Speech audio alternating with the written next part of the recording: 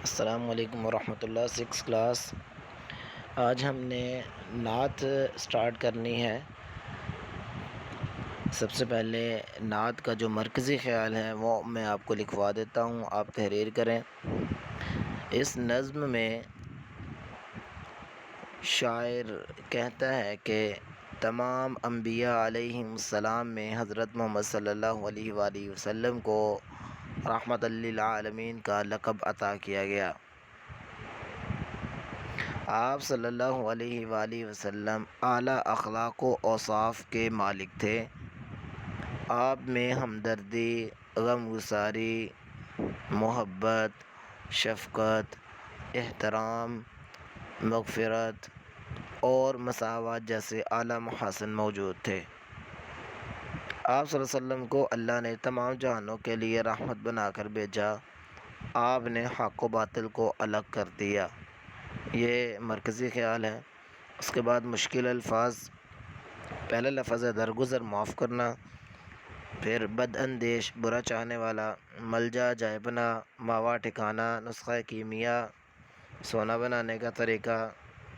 یہاں اس نظم میں اس سے مراد قرآن ہے۔ کندن، خالص سونا۔ کایا، حالت، بیڑا، نو یا کشتی۔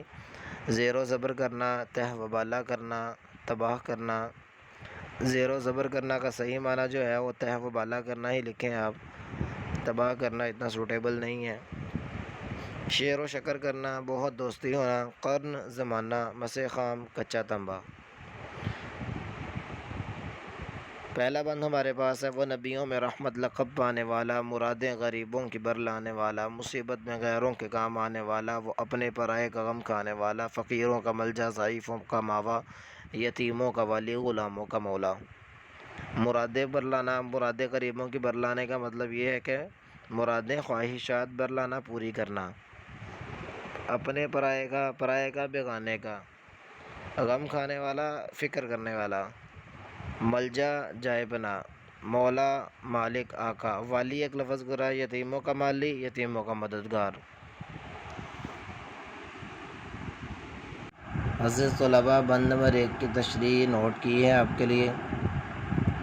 وہ نبیوں میں رحمت لقب پانے والا، مرادیں غریبوں کی بر لانے والا، مصیبت میں غیروں کے کام آنے والا، وہ اپنے پرائے کا غم کھانے والا، فقیروں کا ملجا، ضعیفوں کا ماوا، یتیموں کا والی، غلاموں کا مولا۔ نعت کا نام، نظم کا نام نعت، شاعر کا نام خواجہ الطاف حسین علی۔ تشریح: اس بند میں شاعر خواجہ الطاف حسین علی حضور صلی اللہ علیہ وسلم کی تمام انبیاء پر فضیلت کو بیان کرتے ہوئے کہتا ہے کہ آپ صلی اللہ علیہ وسلم کو تمام انبیاء پر فضیلت دی گئی ہے۔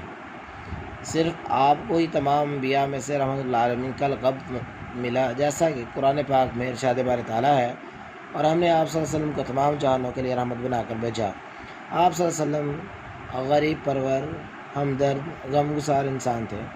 آپ صلی اللہ علیہ وآلہ وسلم کی محبت، شفقت اور اپنائیت کی بنا پر جانی دشمن بھی آپ صلی اللہ علیہ وسلم پر عاشق ہونے لگے۔ آپ صلی اللہ علیہ وآلہ وسلم نے اپنی تعلیمات مقدسہ کے ذریعے معاشرے کے محروم افراد، غریبوں، کمزوروں، نداروں، مفلسوں، یتیموں اور غلاموں کے حقوق مقرر فرمائے۔ آپ صلی اللہ علیہ وسلم کی ذات گرامی بے کسوں اور بے سہاروں کا خاص طور پر ٹھکانہ تھی۔ یہ مقدمہ لکھا گیا ہے، یہاں پر یہ اصلاح کر لیں، مقدسہ ہے، سین ہے، سہانہ